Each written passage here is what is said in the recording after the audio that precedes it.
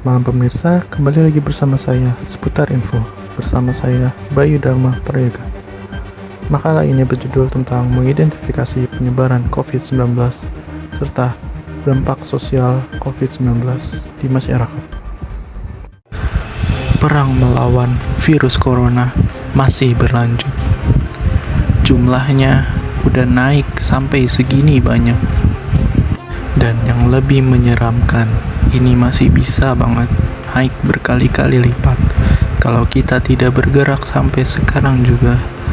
Yang menjadi pertanyaan besar adalah, akan secepat apakah penyebaran virus corona di Indonesia?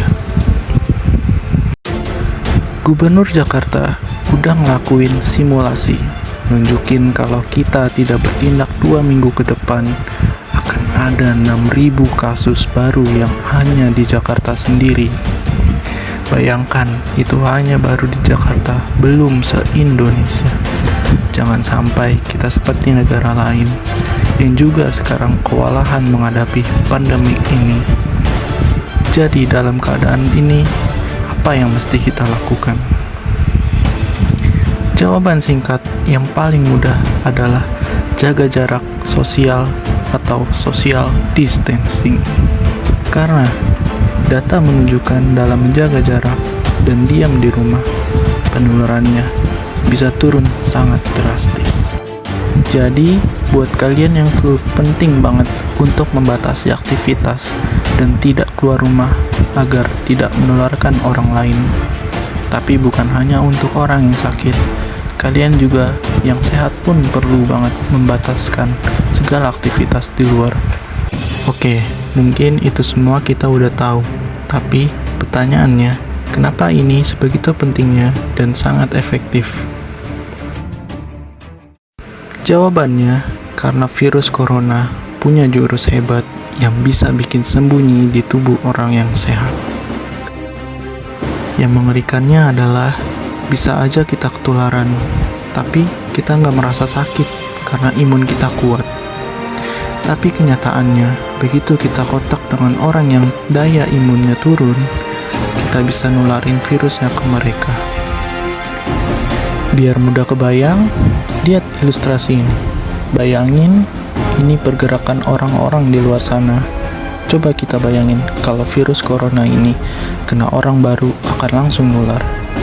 Ya, terlihat mengerikan, tetapi meski begitu, kabar baiknya kalau kita udah sembuh dari suatu virus, kita menjadi lebih kebal dari yang lain.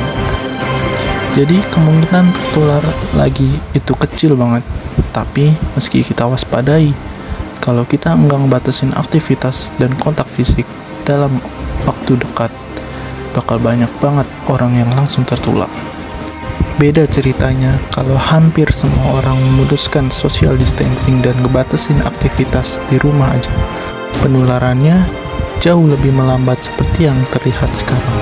Tapi ya, tadi semua itu hanya simulasi. Aslinya virus corona menyebabkan jatuhnya korban jiwa.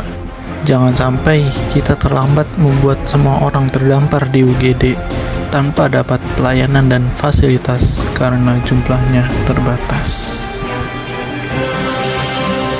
Dan ya, kita mengerti virus satu ini gampang banget, mudah menular.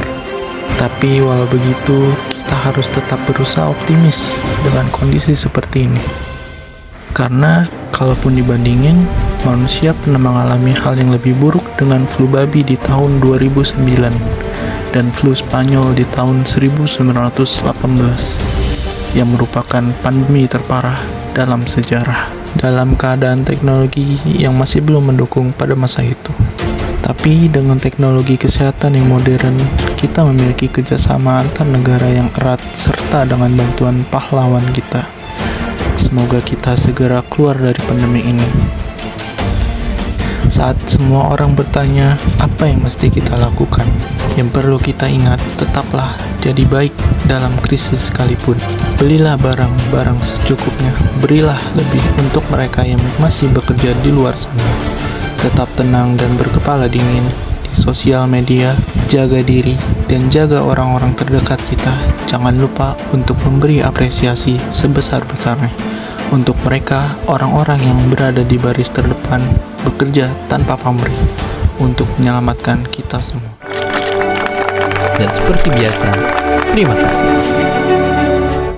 COVID-19, virus mematikan yang menyerang dunia. Daya jangkitnya begitu cepat menyebabkan kondisi darurat. Jika tidak segera bertindak, jumlah kasus positif akan terus meningkat. Masihkah tidak percaya? Masih tidak peduli? Stop penyebarannya dengan social distancing. Jaga jarak aman dengan sekitar. Bekerjalah dari rumah, beribadah di rumah. Jika tidak mendesak, berdiam dirilah di rumah. Jaga jarak, social distancing harus dijalankan bersama. Karena berada di keramaian, kita beresiko tertular yang nantinya dapat menularkan yang lain juga. Mari saling jaga jarak agar rantai penyebarannya terputus. Ayo lawan corona.